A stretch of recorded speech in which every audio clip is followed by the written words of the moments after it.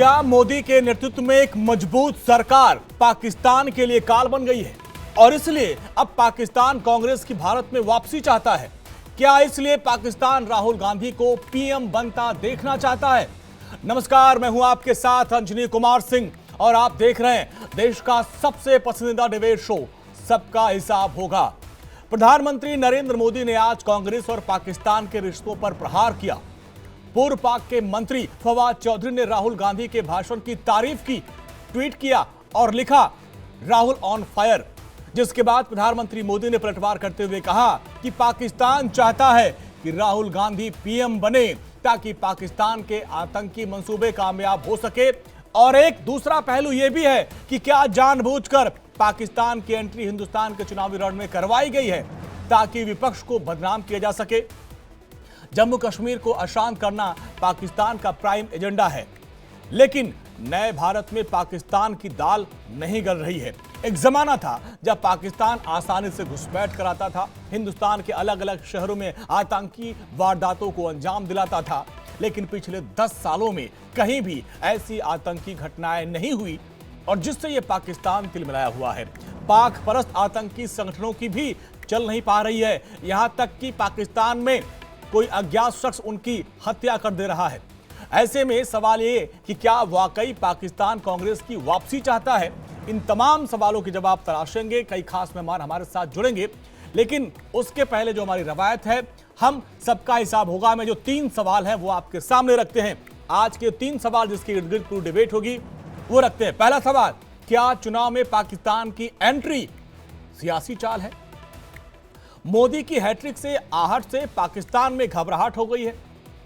और तीसरा सवाल, वोट जिहाद वाले बयान से विपक्ष का नुकसान हुआ है? और इसी के इर्द गिर्द हम डिबेट करेंगे। कई खास मेहमान हमारे साथ जुड़ेंगे, लेकिन उसके पहले एक रिपोर्ट आपको दिखाते हैं।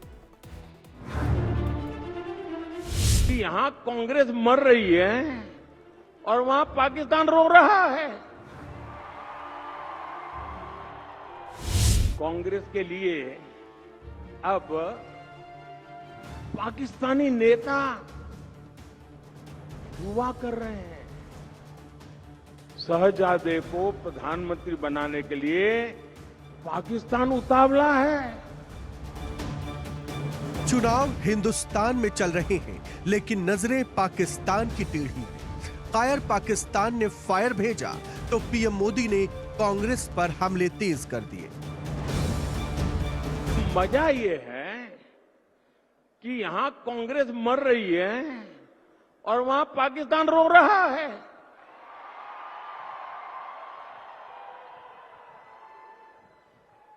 आपको पता चला होगा, कांग्रेस के लिए अब पाकिस्तानी नेता दुआ कर रहे हैं। शहजादे को प्रधानमंत्री बनाने के लिए पाकिस्तान उतावला है। आपने कल देखा होगा। और हम तो जानते ही है, कांग्रेस तो पाकिस्तान की मुरीदी है। पाकिस्तान और कांग्रेस की ये पार्टनरशिप अब पूरी तरह एक्सपोज हो गई है। पीएम ने ऐसा क्यों कहा, बताते हैं आप। राहुल के भाषण को पाकिस्तान के पूर्व मंत्री फवाद चौधरी ने ट्वीट किया और लिखा राहुल ऑन फायर। पाकिस्तान और कांग्रेस के इस रिश्ते को मोदी ने देश के लिए खतरनाक बताया। साथ ही सलमान खुर्शीद की भतीजी के वोट जिहाद वाले प्लान पर तीखा हमला बोला। साथियों, इंडी गठबंधन की एक और रणनीति की पोल उसके ही नेता ने देश के सामने खोल दी है। अब इंडी गठबंधन ने मुसलमानों से वोट जिहाद करने को कहा है। अब बताइए, हमने लव जिहाद सुना था, लैंड जिहाद सुना था, और वोट जिहाद नारा दिया है, वोट जिहाद करो। आप जानते हैं ना जिहाद का मतलब क्या होता है? जिहाद किसके खिलाफ किया जाता है? इंडी गठबंधन का साफ कहना है कि सारे मुसलमानों को एकजुट होकर वोट देना चाहिए। इंडी गठबंधन ने लोकतंत्र के उत्सव में वोट जिहाद की बात करके लोकतंत्र का भी अपमान किया है, संविधान का भी अपमान किया है। 2 दिन पहले सलमान खुर्शीद की भतीजी ने भड़काऊ बयान दिया था। मारिया आलम ने मुस्लिमों को वोट जिहाद करने की सलाह दी थी। और अगर अब भी एक नहीं हुए तो ये समझ लेना कि यहाँ से हमारा नामो नक्श मिटाने के लिए ये संघी सरकार जो कोशिश कर रही है उसको तुम कामयाब करने का काम करोगे, उसके मंसूबों को कामयाब करने का काम करोगे। इसलिए बहुत अक्लमंदी के साथ, बहुत जज्बाती ना होके, बहुत खामोशी के साथ एक साथ होके वोटों का जिहाद करो, क्योंकि हम सिर्फ वोटों का जिहाद कर सकते हैं और इस संघी सरकार को भगाने का काम कर सकते हैं। हिंदुस्तान में चुनाव हो और पाकिस्तान ना आए, ऐसा नहीं हो सकता। सियासत जिस दिशा में जा रही है वहां सिर्फ और सिर्फ मजहबी मुद्दे ही बचते हैं। पाकिस्तान के पूर्व मंत्री ने राहुल का भाषण ट्वीट किया तो मोदी ने इसे सियासी मौके की तरह भुना लिया। Bureau report, India daily live. और इस वक्त एक बड़ी खबर आ रही है। बड़ी खबर यह है कि पाकिस्तान के पूर्व मंत्री फवाद चौधरी ने फिर राहुल गांधी का सपोर्ट किया। इस बार उन्होंने बयान दिया है। पूर्व पाक के मंत्री ने बयान दिया और राहुल का समर्थन किया। कहा जो मोदी को हराएगा, जो मोदी का विरोधी है वो हमारा दोस्त है, जो मोदी को रोकेगा हम उसके साथ है। नफरती सियासत करते हैं मोदी। ये फवाद चौधरी का बयान सामने आ गया। वो बयान भी आपको सुनाएंगे। पहले तो उन्होंने एक्स पर अपनी बात रखी थी और अब तो उनका बयान भी आ गया। सुनिए जरा। मुझे नहीं समझ आता इंडिया क्यों, मीडिया तो आपको बड़ा हाईलाइट कर रहा है। मीडिया मुझे पता नहीं इस वक्त क्यों जो है मैं वहाँ सारी हेडलाइंस में हूँ। मुझे नहीं पता था कि मैं इंडियन इलेक्शन को इस तरह से इफेक्ट कर सकता हूँ। लेकिन fact of the matter is, देखें हिंदुस्तान के अंदर इस वक्त जो नरेंद्र मोदी और बीजेपी हैं वो महासभा, हिंदू महासभा को रिप्रेजेंट कर रहे हैं और वो नफरत की सियासत कर रहे हैं। तो चाहे वो राहुल गांधी हो, चाहे वो कोई भी और सियासतदान हो जो नरेंद्र मोदी को रोक सकता है। हिंदुस्तान के तमाम जो लिबरल्स, हिंदुस्तान के तमाम वो लोग जो कि एक एक्सट्रीमिज्म के खिलाफ हैं, इस रीजन के तमाम लोग जो एक्सट्रीमिज्म के खिलाफ हैं, जाहिर है कि वो हर उस शख्स को सपोर्ट करेंगे जो नरेंद्र मोदी का रास्ता रोक जो नरेंद्र मोदी का रास्ता रोकेगा हम उसके साथ हैं। यह पाकिस्तान के पूर्व मंत्री का कहना है। हमारे साथ तमाम खास मेहमान जुड़ गए। इसको लेकर प्रधानमंत्री मोदी का बयान आ गया। उन्होंने कहा कि पाकिस्तान शहजादे को प्रधानमंत्री बनाना चाहता है और एक कमजोर सरकार भारत में चाहता है, क्योंकि मजबूत सरकार में पाकिस्तान की दाल नहीं गल रही थी। आखिर चुनाव के वक्त में पाकिस्तान की एंट्री क्यों हुई? क्या इसके पीछे कोई सियासत है? इसको समझेंगे। कई खास मेहमान हमारे साथ जुड़ रहे हैं, उनका परिचय आपसे करवाएं। हमारे साथ विश्वास पाठक जी, बीजेपी के प्रवक्ता है। विश्वास जी, आपका बहुत बहुत स्वागत है। रंजीत मिश्रा जी हैं, प्रोफेसर रंजीत मिश्रा जी, कांग्रेस के प्रवक्ता। सर, आपका बहुत बहुत स्वागत है। और फराज किदवई जी, समाजवादी पार्टी के प्रवक्ता। फराज जी, आपका बहुत बहुत स्वागत है।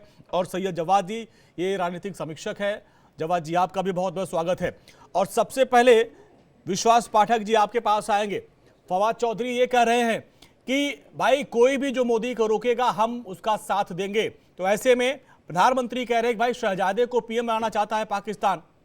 ये चुनाव के बीच में पाकिस्तान कहां से आ गया? नहीं, पाकिस्तान तो आना ही था ना। पाकिस्तान भी आएगा, अभी चाइना भी आएगा। हाँ। देखिए, राहुल गांधी ने पूरी तरह से ये चुनाव में हार मान ली है और वो चुनाव को भटकाने की कोशिश कर रही है। बार बार ये नैरेटिव सेट करने की कोशिश कर रहे हैं कि हम संविधान बदलेंगे। हमें संविधान बदलने की कोई ना हमारी मनीषा है, ना ही हम बदलेंगे। हम उनसे पूछना चाहते हैं कि क्या आप संविधान बदल के मुसलमानों को ओबीसी का और एससी एसटी का आरक्षण दोगे या नहीं दोगे? अगर नहीं दोगे तो आप उसकी गारंटी दो, उसके लिए बात नहीं करेंगे। देखिए, तिलमलाट इसलिए है क्योंकि पाकिस्तान की जो पेट में जो दर्द हो रहा है उसका कारण यह है कि पाकिस्तान की हालत बदतर से बदतर होते जा रही है और हिंदुस्तान की हालत अच्छे से अच्छे होते जा रही है। 10 साल का अगर आप देखते हो तो इंटरनेशनली भारत की प्रतिमा बहुत अच्छी बन गई है। यूएई से लेकर सऊदी अरेबिया से लेकर सब लोगों के साथ संबंध अच्छे हो गए। वहां का best civilian, highest civilian award Modi ji को मिला है। हमारी अर्थव्यवस्था मजबूत है। $700 बिलियन से डॉलर हमारा रिजर्व है। नवाज शरीफ ने भी कहा कि भारत के पास में इतना रिजर्व है और पाकिस्तान के पास कुछ भी नहीं है। और जिस प्रकार से हम तेजी से हमारी अर्थव्यवस्था आगे लेके जा रहे हैं, डेवलपमेंट कर रहे हैं, लोगों को लाभ मिल रहा है, और अंत्योदय के माध्यम से कॉमन मैन को हम जिस प्रकार के लाभ दे रहे हैं, उसके कारण मोदी जी का आना तो तय ही है। और इसीलिए वो जो चौधरी साहब है मंत्री, वो भी, उनकी भी तिलमिलाट है, और उन्होंने राहुल गांधी के ट्वीट को इसलिए रीट्वीट किया और सराहा क्योंकि वो चाहते कि राहुल गांधी वापस इस देश के प्रधानमंत्री बने। इस देश के अगर प्रधानमंत्री बने तो उनको लगता है कि कहीं 370 हट जाएगा, ट्रिपल तलाक हट जाएगा, राम मंदिर फिर से वहां से हट जाएगा, ऐसे वो ख्वाब देख रहे हैं, और उसके कारण ऐसी बातें सब हो रही है। ठीक है, रंजीत जी आपके पास आते हैं। आपने सुना प्रधानमंत्री मोदी को सुना, और हमने फवाद चौधरी का बयान सुना है। पहले उन्होंने एक्स पर अपनी बात रखी थी, राहुल ऑन फायर, और अब वो कह रहे हैं कि भाई जो मोदी को रोकेगा हम उसके साथ हैं। ऐसे में अभी पाकिस्तान की एंट्री हो चुकी है, क्या पाकिस्तान का समर्थन मिला है, जैसा कि प्रधानमंत्री मोदी और बीजेपी के प्रवक्ता कर रहे हैं आपको? देखिए, मैंने आपके टेलीविजन डिबेट पे पहले भी ये कहा था कि अभी तो 2 चरणों में ही इनको चुनावी हार दिख रही है। अच्छा, आवाज मेरी मिल रही है आपको? जी सर, मिल रही है। हाँ, मैंने ये कहा कि आपके टेलीविजन डिबेट में भी मैंने पहले ही कहा था कि अभी तो 2 चरणों में ही माननीय प्रधानमंत्री जी को अपनी हार दिखने लगी, और उनको कांग्रेस के मैनिफेस्टो में कभी मुस्लिम लीग, कभी हिंदू मुसलमान, कभी मंगलसूत्र दिखाई देने लगा। अभी और हार की रिपोर्ट उनके पास आने दीजिए, फिर वो पाकिस्तान और अफगानिस्तान की यात्रा भी करवाएंगे। इससे ये बात सिद्ध हो रही है कि माननीय प्रधानमंत्री जी को ये पता चल चुका है कि अब उनको झोला उठाकर चलने का समय आ गया है, और जमीन उनकी खिसक गई है। देखिए, जहां तक चौधरी साहब राहुल जी का समर्थन कर रहे हैं, तो इस पे क्या कहेंगे आप? फवाद चौधरी पाकिस्तान के पूर्व मंत्री बड़ा आपका समर्थन कर रहे हैं। हाँ, मैं सबकी बात करूंगा, अभी 1 मिनट मुझे बोलने दें। अच्छा, देखिए, मोदी जी का अगर कोई फेवरेट डेस्टिनेशन है तो वो तो पाकिस्तान है। बिना बताए वो लाहौर चले जाते हैं, आम लेकर, शॉल लेकर, साड़ी लेकर नवाज शरीफ के घर लाहौर, बिना बुलाए। इतना इनफॉर्मल रिलेशन इनका है कि बिना बुलाए ये पाकिस्तान चले जाते हैं। इनके पार्टी के सर्वोच्च नेता अली जिन्ना के मजार पर जाते हैं, उनके गुणगान में कसीदे पढ़ते हैं, और उनको ये भारत रत्न दे देते हैं। तो पाकिस्तान आदरणीय मोदी जी का भी फेवरेट डेस्टिनेशन है, लेकिन समर्थन वो आपका करता है, वो पाकिस्तान राहुल गांधी का समर्थन कर रहा है। जब जब वो चुनाव हारने लगते हैं, हाँ। और जब जब वो हारने लगते हैं तो उनको पाकिस्तान की याद आती है। अब उनका खेल खत्म हो चुका है। भारत की जनता ये समझ गई है कि वो जब चुनावी हार को देखते तभी उन्हें पाकिस्तान याद आता है। ठीक है, अब फवाद जी आपके पास आते हैं। ये जो मुद्दा उठा चुनाव के बीच में, फवाद चौधरी राहुल ऑन रॉक फायर कर रहे हैं, इसके बाद फिर उसके बाद बयान भी आ गया कि जो मोदी को रोकेगा हम उसके साथ हैं। अब प्रधानमंत्री कह रहे हैं भाई शहजादों को प्रधानमंत्री बनाना पाकिस्तान चाहता है, वो कमजोर सरकार चाहता है। इसको लेकर समाजवादी पार्टी का क्या पक्ष है? अंजनी जी, देखिए, प्रधानमंत्री जी की और भारतीय जनता पार्टी की मजबूरी है कि अब वो पाकिस्तान की एंट्री करवाएं। क्योंकि अगर वो पाकिस्तान की एंट्री नहीं करवाएंगे तो जो 100-150 सीटें उनको मिल रही हैं, वो इनको ऐसा लगता है कि वो भी नहीं मिलेंगी। आपको याद होगा कि जब बिहार के विधानसभा के चुनाव चल रहे थे, और उस टाइम इनके गिरिराज सिंह ने या किसी मंत्री ने, मुझे नाम नहीं याद है, या अमित शाह जी ने कोई स्टेटमेंट दिया था। गिरिराज सिंह जी, सॉरी, हाँ, गिरिराज सिंह जी ने स्टेटमेंट दिया था कि अगर यहां पर बीजेपी हार गई तो पाकिस्तान में पटाखे छोड़े जाएंगे। तो देखिए, अपनी जनता की जो बेइज्जती करने में, अपनी जनता को ज्यादा बच्चे पैदा करने वालों कहने में भारतीय जनता पार्टी कहीं से पीछे नहीं हटती है। अंजनी जी, आपका बहुत बड़ा चैनल है, आप बहुत बड़े पत्रकार हैं, तो क्या होता है कि जब कभी आपकी डिबेट में मैं चर्चा पे आता हूं तो आधा घंटे का मैं थोड़ा सा होमवर्क कर लेता हूं और रिसर्च कर लेता हूं। माननीय प्रधानमंत्री जी ने अभी कुछ आतंकवादियों की बात की और बोला कि पाकिस्तान में जो है वो आतंकवादी वगैरह वगैरह। ये मैं मानता हूं कि पाकिस्तान जो है वो बहुत ही घटिया किस्म का देश है, और हमारे देश से उसका कोई कंपैरिजन भी नहीं हो सकता। कहां इंडिया, कहां पाकिस्तान। ये प्रधानमंत्री जी पता नहीं क्यों पाकिस्तान से इतनी मोहब्बत करते हैं जो ले आते हैं। बहरहाल, आप अपनी रिसर्च टीम से बोलिएगा कि वो गूगल पे जाएंगे और सर्च करेंगे कि सैफुल्लाह फारूक कौन है, और इसको जरा से आप पढ़ने की कोशिश करिएगा। जो मैं आपको दिखा रहा हूं, ये आपको दिख रहा है कि थोड़ा सा कि जो मैं दिखाने की कोशिश कर रहा हूं आपको, या नहीं दिख रहा है? नहीं, थोड़ा ये मैंने अभी बेसिकली सर्च किया है नहीं, उसमें तो हाथ का प्रचार आ रहा, हाथ देखिए, बदलेगा जी। सैफ आप थोड़ा इसमें- बता दीजिएगा, आप लबल आप बता दीजिए। नहीं, देखिए ये अमर उजाला की ये खबर है जी। जिसमें लिखा हुआ है श्रीनगर में भाजपा के टिकट पर चुनाव लड़ रहा पूर्व आतंकी। फिर से बोलूं मैं, श्रीनगर में भाजपा के टिकट पर चुनाव लड़ रहा पूर्व आतंकी। और ये किसके बाद? अच्छा, क्या हुआ कि मैंने जब इसमें रिसर्च करनी शुरू की तो मुझे पहले कुछ फेसबुक की पोस्ट दिखी, फिर ट्विटर की दिखी। मैंने कहा नहीं, ये फेसबुक और ट्विटर वाली तो मैं बिल्कुल नहीं कोट करूंगा। फिर मुझे अमर उजाला की ये खबर दिखी।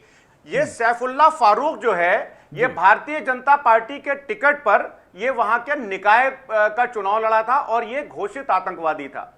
दूसरा मैं आपको दिखाता हूं, ये टाइम्स ऑफ इंडिया की खबर है और ये इसका नाम है तारिक अहमद मीर। ये 2014 में भारतीय जनता पार्टी के टिकट पर चुनाव लड़ा था। अब इसके बारे में द हिंदू क्या लिखता है, जरा से ये भी सुन लीजिए। थोड़ा सा मुझे एक ही बार में आप टाइम दे दीजिएगा, दोबारा फिर मुझे चाहे देना होगा दीजिएगा, नहीं देना होगा पहले राउंड में सबको आ जाने दीजिए। द हिंदू पहले आप लिखता है- फवाद चौधरी पे अपना बयान दे दें, इसके बाद आएंगे इस पे।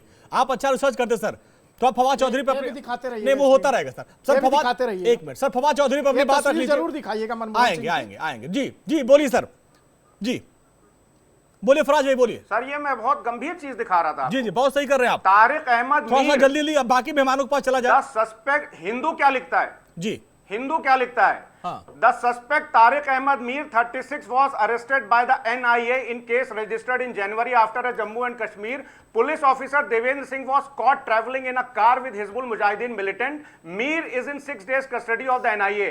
Altaf Thakur, BJP spokesperson in Srinagar, told Hindu that Mir was the party candidate from Vachi assembly seat in South Kashmir in 2014.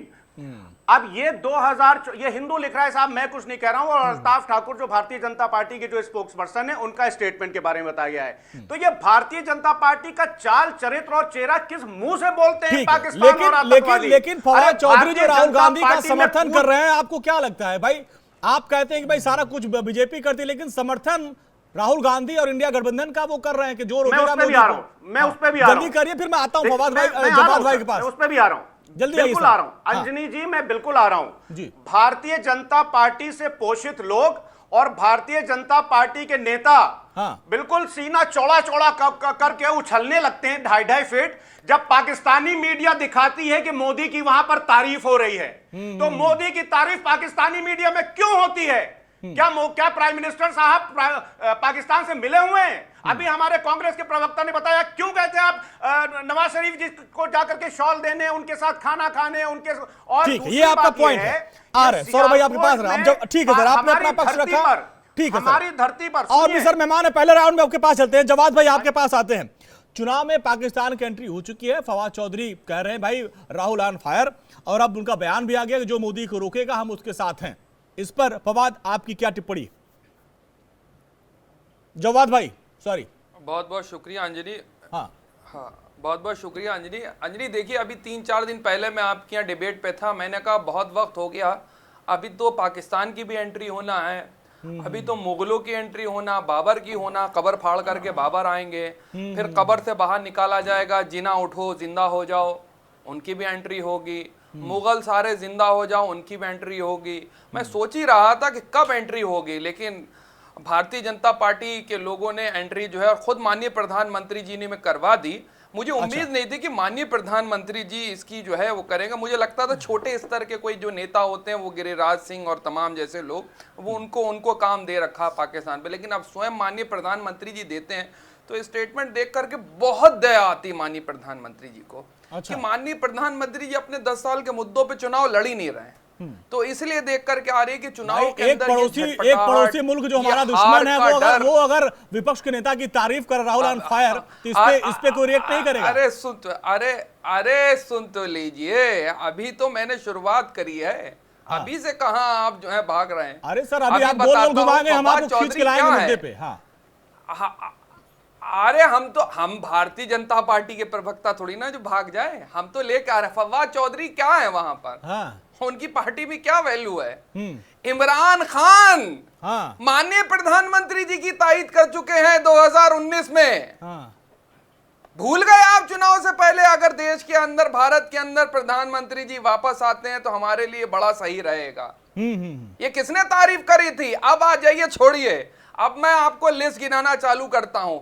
Pakistan प्रेम मैं तमाम चैनलों पे कह चुका हूं, देखिएगा पाकिस्तान की एंट्री होगी और पाकिस्तान प्रेम भारतीय जनता पार्टी का बार बार रह करके बाहर आएगा। और वो आज माननीय प्रधानमंत्री जी के खुद अपनी जबान से निकल गया। कैसे?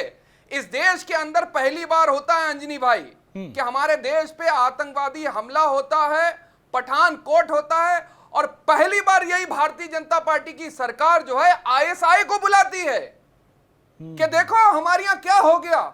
ऐसा कभी आपने सुना? 10 साल का कार्यकाल रहा मनमोहन सिंह का, कभी नहीं गए। और माननीय प्रधानमंत्री जी जब ओथ लेते हैं तो नवाज शरीफ को बुलाते अपने दोस्त को कि आओ मेरे दोस्त, मेरे जिगरी, मैं तुम्हें छप्पी पाता हूं, मैं तुम्हारे गले लगता हूं। ठीक है। मलियाबादी आम का जिक्र हो रहा है, शॉल का जिक्र हो रहा था। हाँ, मतलब आदान प्रदान होता है, तोहफों का आदान प्रदान होता है। आप ये कह रहे हैं कि बड़ा पुराना संबंध है। ठीक है, अरे आदान प्रदान। आप सौरभ चलते सर, अगले राउंड सौरभ भी है। दोस्ती है। अच्छा ठीक है, ये दोस्ती आप कर रहे हैं। इतिहास तो सुन लीजिए थोड़ा सा, थोड़ा जल्दी करिए सर, पहले राउंड में अभी और भी लोग हैं। कहाँ सुन पाएंगे इनके इतना लंबा थोड़ा जल्दी जल्दी बोलना पंडित अटल बिहारी पॉइंट वाजपेयी बात जी। करिए, जल्दी जल्दी बोलिए जी। इतिहास क्या होता है? एक मिनट। देखिए पंडित अटल बिहारी वाजपेयी जी बस सेवा यात्रा करते हैं, नवाज शरीफ से मिलकर आते हैं, हमको करगिल मिलता है, और उसके बाद परवेज मुशर्रफ को दोबारा बुलाते हैं भारत के अंदर क्या आओ कश्मीर मुद्दे पे डिस्कशन करते हैं चल के। अगर आप इतिहास में जाएंगे तो बहुत लंबी बहस हो जाएगी। ठीक है, अब आते हैं सौरभ भाई, किसने किसको बुलाया, क्या किया, इसका बहुत लंबा इतिहास है और हर कोई अपने पड़ोसी संबंध अच्छा करना चाहता है। इतिहास में जाएंगे तो जवाब भाई लंबी बहस हो जाएगी। अब थोड़ा आते हैं फवाद चौधरी के बयान पे, जिस पर आज हम डिबेट कर रहे हैं। इसके बाद आएंगे, अगला मुद्दा होगा जवाब भाई, आप जो बोल रहे थे ना पाकिस्तान की एंट्री हो चुकी, इसमें जो है वोट जिहाद की एंट्री हो चुकी है। टीएमसी के जो इंडिया के साथी है वो कह रहे हैं कि 2 घंटे में सारे भाजपाइयों को गंगा में बहा दूंगा, इतना 70% हम हो चुके हैं। इस पे भी आएंगे, लेकिन सौरभ जी फवाद चौधरी के इस बयान पे आपकी क्या प्रतिक्रिया? क्या लग रहा है कि जानबूझकर पाकिस्तान की एंट्री कराई गई है, जैसा कि तमाम जो इंडिया गठबंधन के साथी कह रहे हैं? देखिए सैयद जवाद जी अभी कह रहे थे कि वो कब्र से निकाल करके लोगों को लाया जाएगा बाबर को। अरे कब्र से निकालने की जरूरत नहीं है भैया, बाबर की बिरादरी के लोग मौजूद हैं अभी हिंदुस्तान में। बाबर और औरंगजेब के समर्थक जो है वो मौजूद हैं, तो उसको कब्र से निकालने की जरूरत नहीं पड़ेगी। मैं ये तस्वीर दिखा रहा था आपको यासीन मलिक जी की, बड़ी खूबसूरत तस्वीर देखिए, प्रधानमंत्री मनमोहन सिंह जी के साथ है। ये था आतंकवादी जो देश के आतंकवादियों के साथ मिलकर के जो है घटनाएं करते थे जम्मू कश्मीर के अंदर, उनको प्रधानमंत्री पुरस्कृत करने का कार्य उस समय कर रहे थे यूपीए की सरकार में। उस समय कुछ लोगों को बिरयानी खिलाई जा रही थी, उस समय अफजल गुरु के लिए जो है वो तमाम कसीदे पढ़े जा रहे थे। फराज जी सुन लीजिए भैया, सबसे ज्यादा समय आपने लिया था, सुन लीजिए, नोट कर लीजिए। फवाद जी थोड़ी ना आपके लिए विरोध में थोड़ी ना बोल रहा हूं, मैं पाकिस्तान के लिए बोल रहा हूं। आप तो हमारे भाई हैं, आप तो हिंदुस्तान के समर्थक है, आपके लिए थोड़ी ना बोल रहा हूं। आप क्यों बौखला रहे हैं? देखिए ये जो लोग थे जो आतंकवादी घटनाएं होती थी लगातार, वो एक सिलसिला था कि वहां पर जब आतंकवादी पकड़े जाते थे तो उनको जेल में बैठा करके बिरयानी खिलाई जाती थी, या फिर उन लोगों से मुलाकात का समय प्रधानमंत्री पीएमओ देता था और बाकायदे गुप्त मीटिंग होती थी, जो कि जिसका जिक्र जो है वो बाहर नहीं किया जाता था, और कश्मीर को यथा तथा स्थिति में वैसे ही पड़े रहने दिया गया तब की समय। और जो लोग बात कर रहे हैं अटल बिहारी वाजपेयी, यही इन लोगों को कष्ट है कि अटल बिहारी वाजपेयी ने एक अच्छी शुरुआत क्यों की। ये तो बार बार चाहते हैं ना कि आतंकवादी घटनाएं हिंदुस्तान के अंदर हो, तो अटल जी शुरुआत कैसे कर सकते हैं? प्रधानमंत्री नरेंद्र मोदी अगर वहां पाकिस्तान चले गए तो क्यों चले गए? क्योंकि ये चाहते हैं कि आतंकवादी लगातार जो है वो हिंदुस्तान पर आए, हिंदुस्तान की सरहद पर वहां से घुसे, हमला करें, और अगर मोदी जी करे तो सही है, मोदी जी करे तो सही, अगर कोई दूसरा करे तो फिर वो कैसे? मोदी जी ने क्या मोदी जी पाकिस्तान का ठीक है, और आप पाकिस्तान को आप कह रहे हैं बहुत बड़ा दुश्मन है। मोदी जी ने आतंकवादियों को तो रोका नहीं आने से हिंदुस्तान में। आज एक भी आतंकवादी की हिम्मत है या किसी भी पाकिस्तानी की हिम्मत है तो वही कह रहे हैं, आप खुद वहां क्यों गए? अगर पाकिस्तान दुश्मन था क्यों गए? अरे भैया सुनिए, वो आपकी विदेश नीति बहुत कमजोर थी। अच्छा। और प्रधानमंत्री की विदेश नीति इतनी मजबूत है कि सारे विश्व के जितने भी लोग हैं, नहीं अरे भैया सुनो सब जवाद भाई, इन लोगों का बौखला नहीं गए, बौखला तो आप लोग गए हैं। बौखला इसलिए गए, देखिए दुख तब होता है ना जब राहुल गांधी जी के एक वीडियो को टैग किया जाता है। वो वीडियो में राहुल गांधी क्या कह रहे हैं कि हमारे यहाँ नाचने गाने वाली एक ऐश्वर्या राय, कितना कष्ट होता है, कितना दुख होता है। आप उसको बेटी भी बोल सकते थे, हमारे यहाँ की एक्ट्रेस बोल सकते थे, हमारे यहाँ की अभिनेत्री बोल सकते थे। आप बोलते हैं कि एक नाचने गाने वाली ऐश्वर्या राय ये शर्म कर देने वाला राहुल गांधी जी को। और सुनिए, राहुल गांधी अभी अमिताभ बच्चन की बात करेंगे, ये शाहरुख खान की बात करेंगे, अगर राहुल गांधी जी इतने वफादार होते हैं, जवाद भाई एक बात सुन लीजिए, अभी आप भविष्यवक्ता नहीं है, किसकी बात करेंगे सुन लीजिए। सुनिए, अगर राहुल गांधी जी में थोड़ी सी अभी हम बता रहे मुद्दों की बात नहीं करेंगे, अगर देशभक्ति होती तो वो तुरंत उस वीडियो का विरोध करते और एक ट्वीट करके कहते हैं कि इससे हिंदुस्तान का कोई लेना देना नहीं और माफी मांग लेते। लेकिन दुख इस बात का है, हिंदुस्तान की एक बेटी ऐश्वर्या राय बच्चन के बारे में जब वहां पर राहुल गांधी जी अनाप शनाप बोलते हैं, इस देश को नीचा दिखाने का कार्य करते हैं और लगातार जो है पाकिस्तान नहीं जितने मुल्क में जाते हैं सिर्फ हिंदुस्तान की बुराई और राहुल गांधी जी लगातार करने का प्रयास करते हैं। लेकिन ये बहुत संगीन मामला है। अभी जिस प्रकार से पाकिस्तान का समर्थन कांग्रेस पार्टी को दिख रहा है, उससे यह साफ साफ पता चलता है हर चप्पल पहनने वाला जो है वो हवाई जहाज में आतंकवादी, क्या पाकिस्तान उनके रहनुमा बने हुए थे। जनता पार्टी के अंदर हिम्मत ही नहीं है कि अपने 10 साल के कार्यकाल पे वोट मांग सके। आज एक भी मांग ही नहीं सकते, हिम्मत ही नहीं है कि 10 साल के कार्यकाल के ऊपर वोट मांग सके। हिम्मत नहीं हो रही।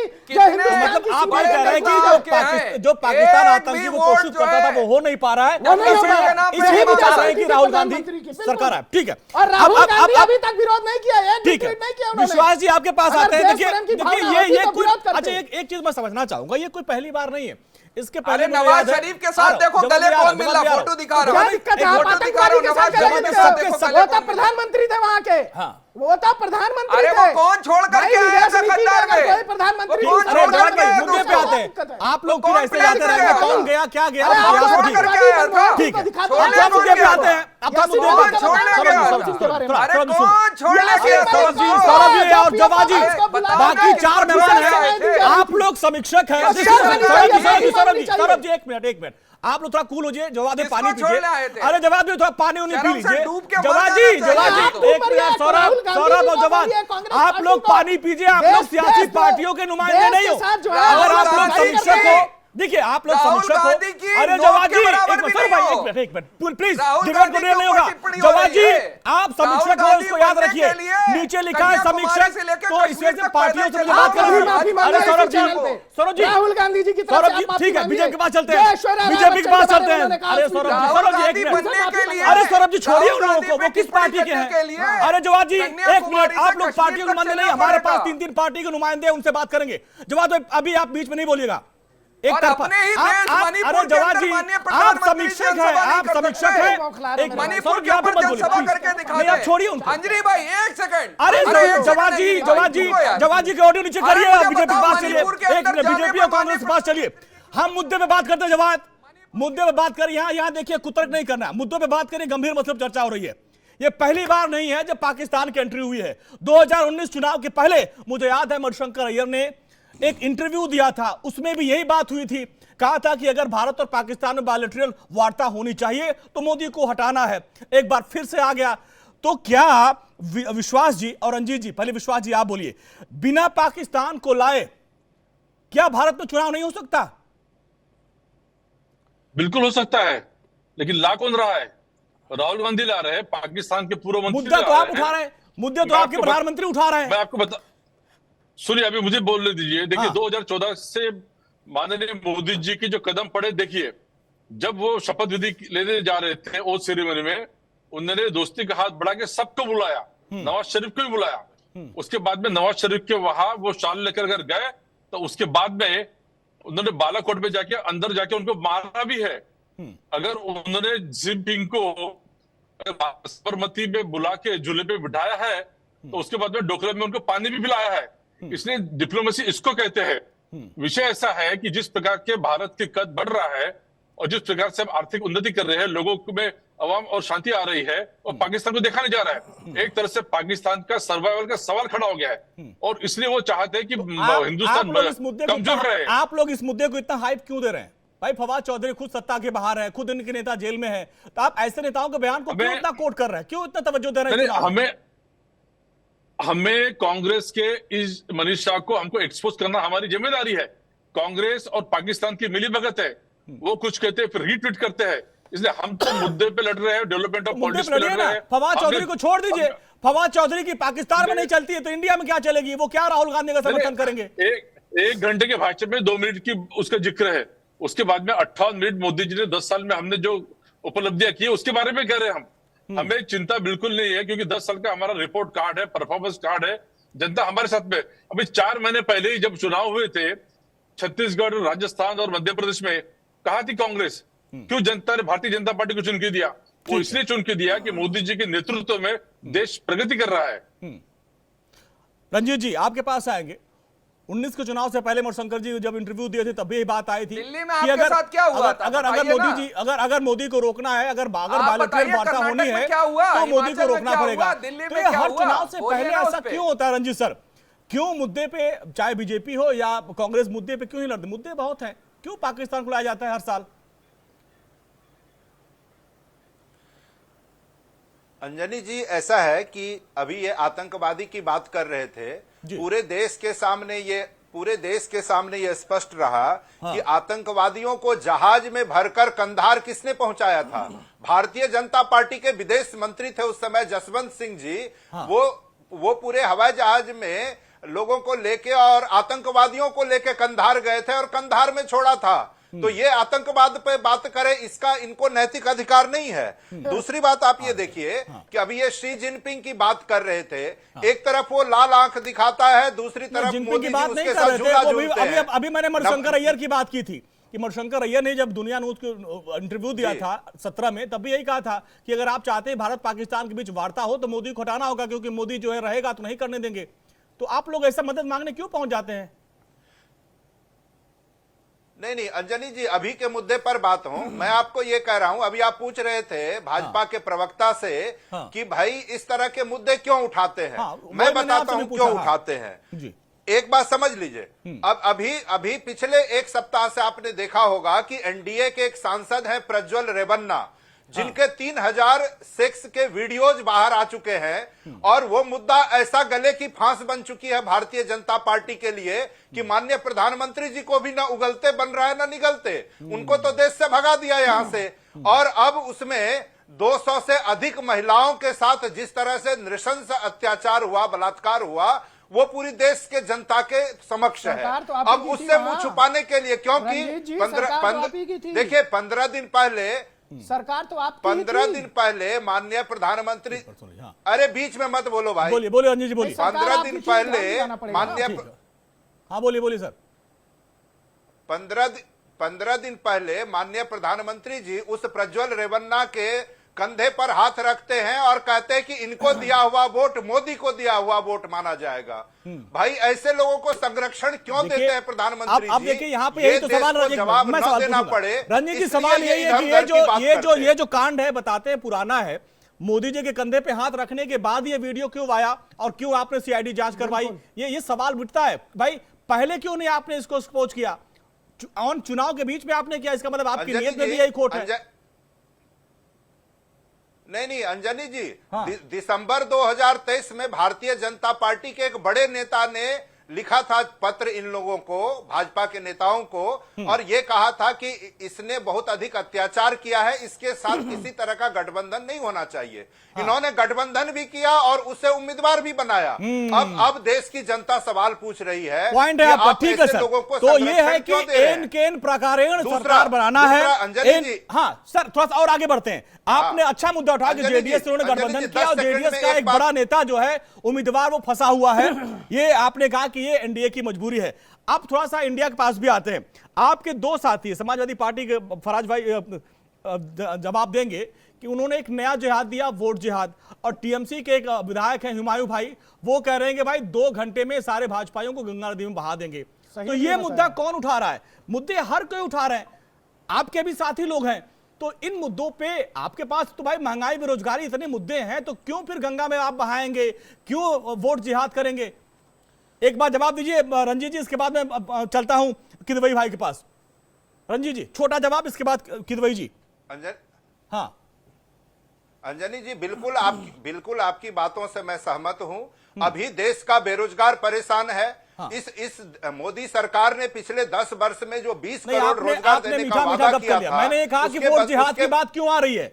वोट जिहाद मतलब आपने अपनी वाला ले लिया। वोट जिहाद पे मेरा सवाल था, वोट जिहाद पे फिर समर्थन, आप उसका विरोध करना चाहिए था आपको कि वोट जिहाद क्या होता है, या फिर जो टीएमसी के आपके साथी कह रहे हैं कि हम गंगा में बहा देंगे। दोनों बातें हैं सर। देखिए, कांग्रेस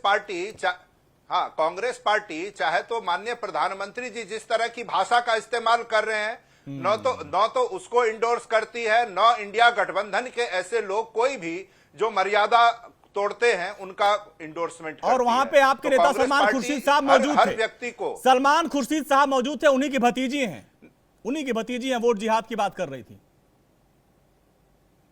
देखिए, कांग्रेस पार्टी इस तरह के बयान को इंडोर्स नहीं करती है, ये मैं आधिकारिक रूप से आपको कह सकता हूं। ठीक है, अब फराज किदवई जी आपके पास आते हैं।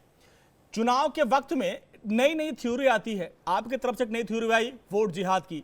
टीएमसी के नेता कह रहे हैं कि भाई 2 घंटे में हम मुर्शिदाबाद में 70% भाजपाइयों को गंगा में बहा देंगे।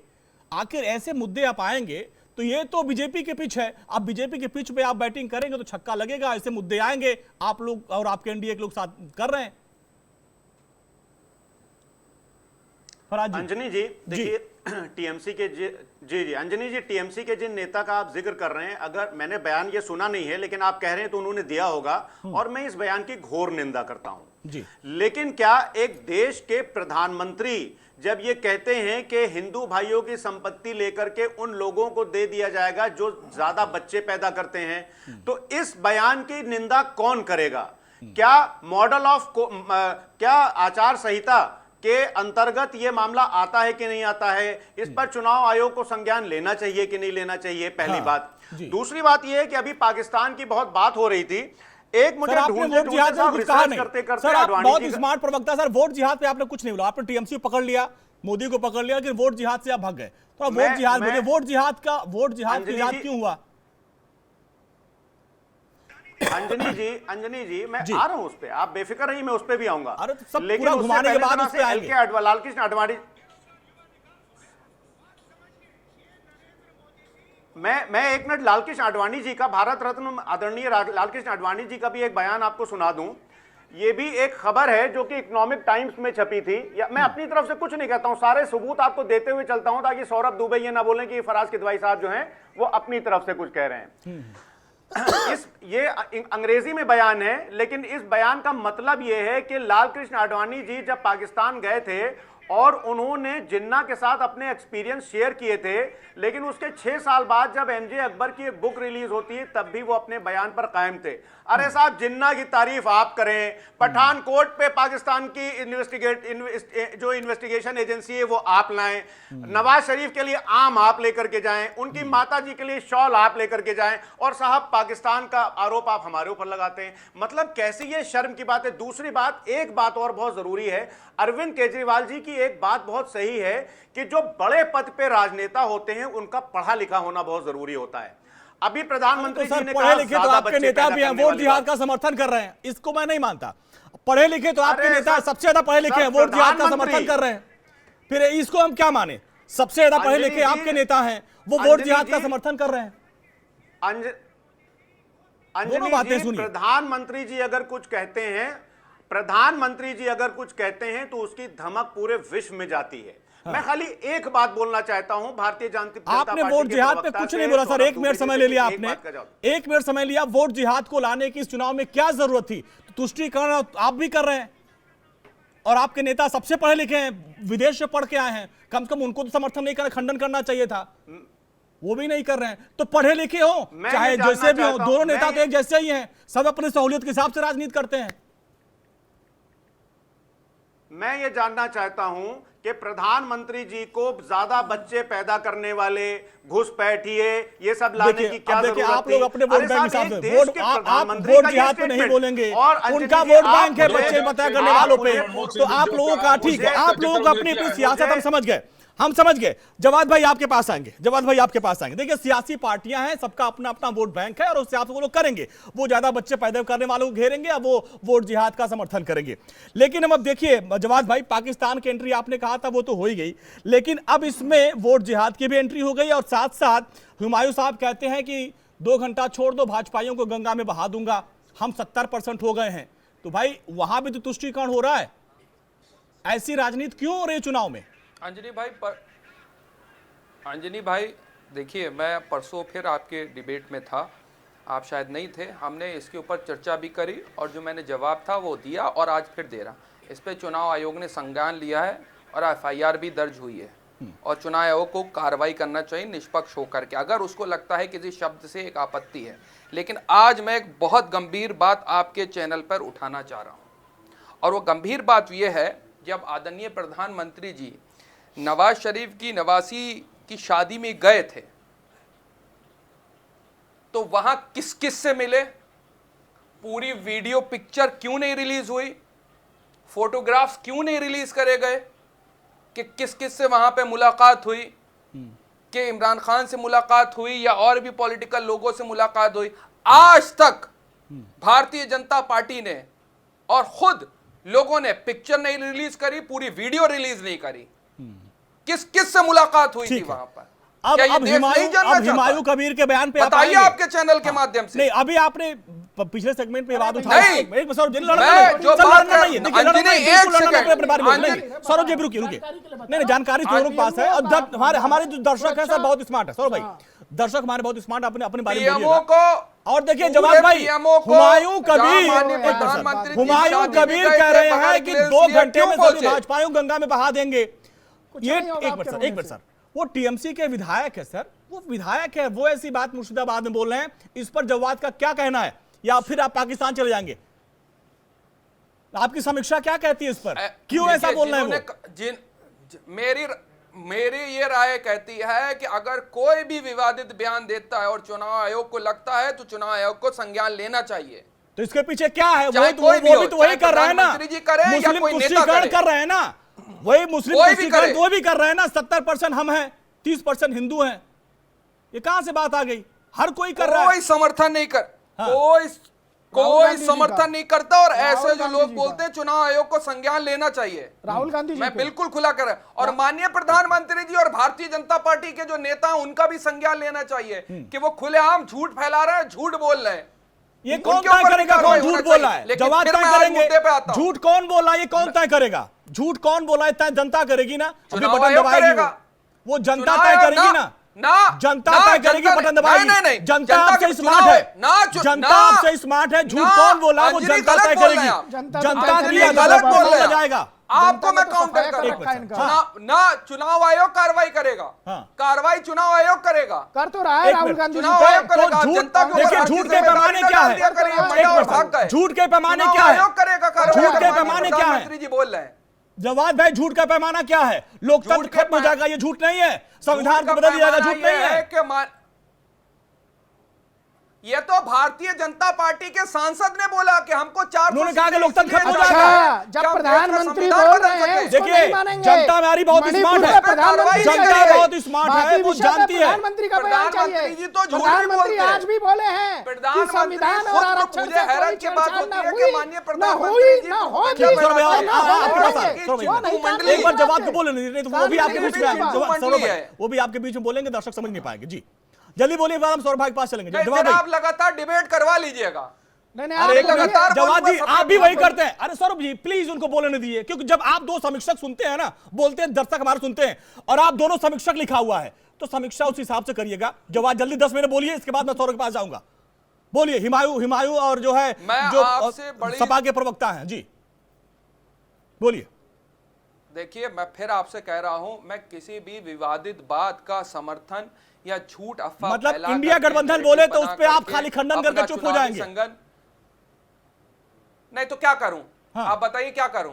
जूता चप्पल लेकर के खड़ा हो जाऊं? क्या करूं? क्या चाह रहे हैं आप? चुनाव अभी कैसे कह रहे हैं ये लोकतंत्र खतरे में है, ये झूठ फैलाया जा रहा है? अभी आप झूठ की वकालत कर रहे थे ना। ये मैं क्या नहीं झूठ? अरे भाई आप क्यों पकड़ते हैं गलत बात को? लश्कर भी तुम्हारा है, सरदार भी तुम्हारा है, तुम झूठ को सच लिख दो, अखबार भी तुम्हारा है।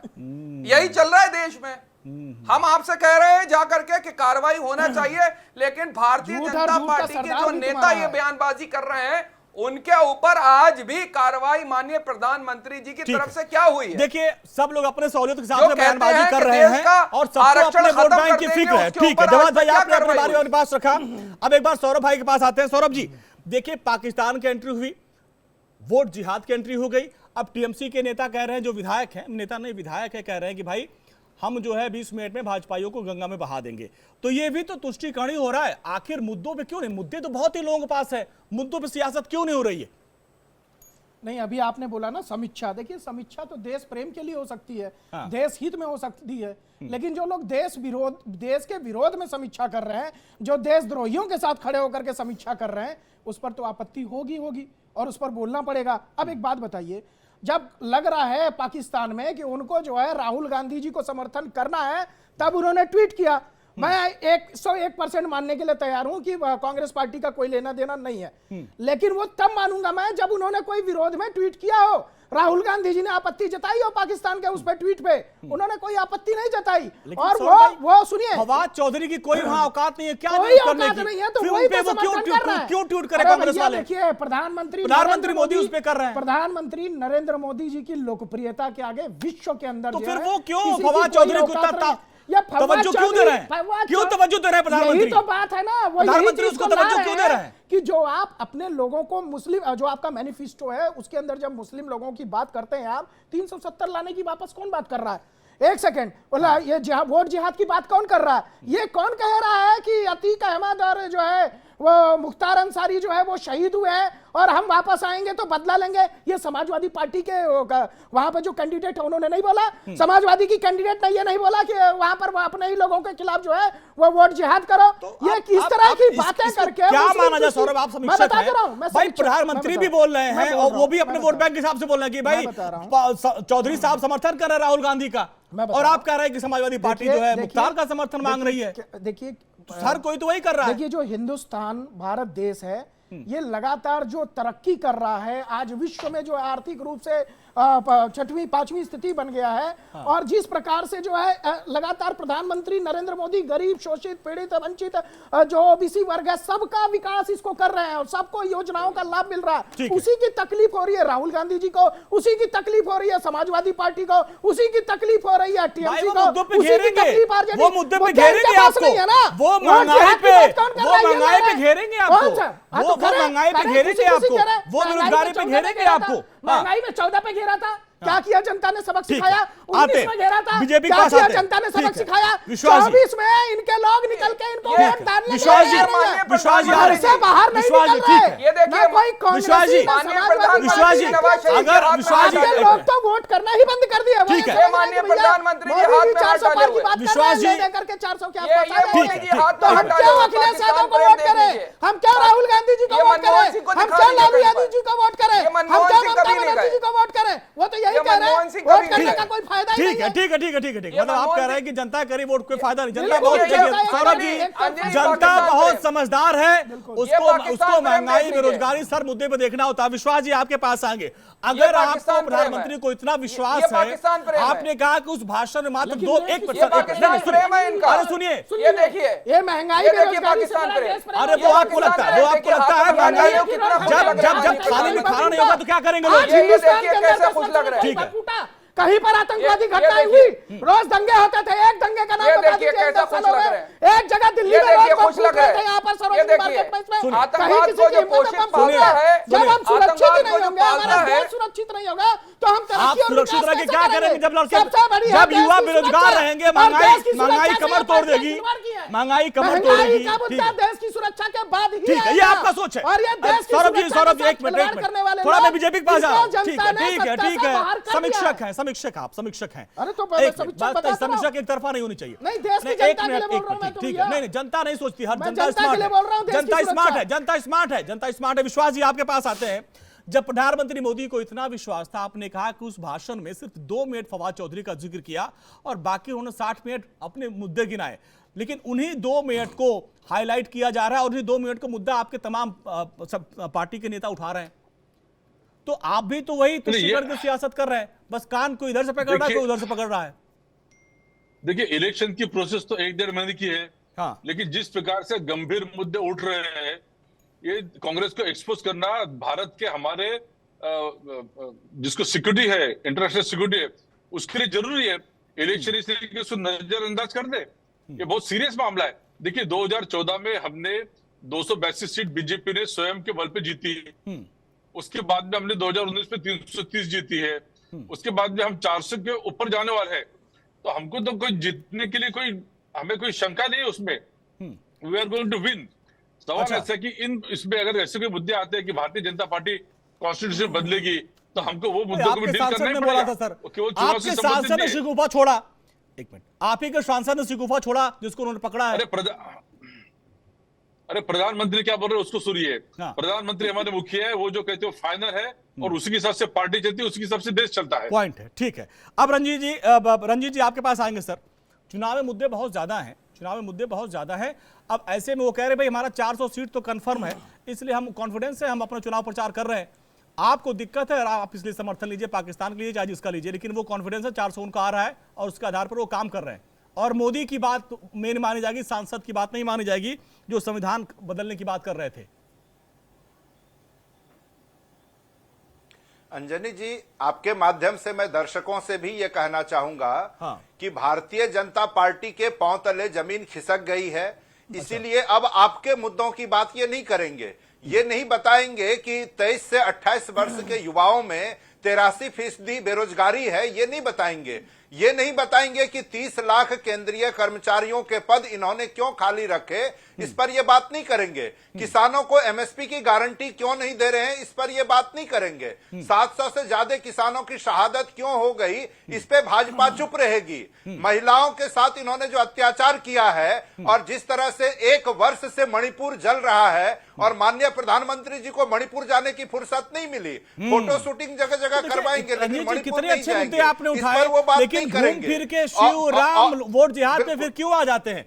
कितने मुद्दे आपने अच्छे उठाए, लेकिन घूम फिर के फिर शिव बनाम राम वोट जिहाद ऐसे क्यों आ जाते हैं? सर अपने आखिरी सेगमेंट में सर अनइंटरप्टेड सर 10 सेकंड सबको जवाब देना होगा। अब डिस्टर्ब नहीं करना, डिस्टर्ब नहीं करना जी। 10 सेकंड बोलिए जी, सौरभ जी 10 सेकंड अनइंटरप्टेड जी बोलिए। अंजनी जी, आखिरी 10 सेकंड में ये कहूंगा कि अभी हाल में कोविशील्ड को लेकर जिस तरह से एस्ट्राजेनेका कंपनी ने दावा किया, उससे यह पता चला कि जितने लोगों ने कोविशील्ड लिया भारत में, उन सब की सुरक्षा खतरे में है। तो एक तो कोरोना का कुप्रबंधन किया, ऊपर से अब कोविशील्ड माफी के साथ हमसे कहा जा रहा है कि हमको प्रोग्राम को यही खत्म करना पड़ेगा।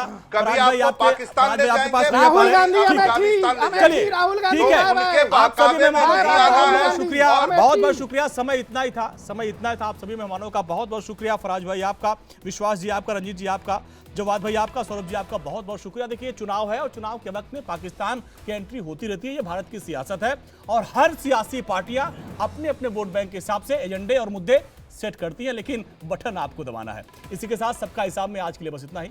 नमस्कार।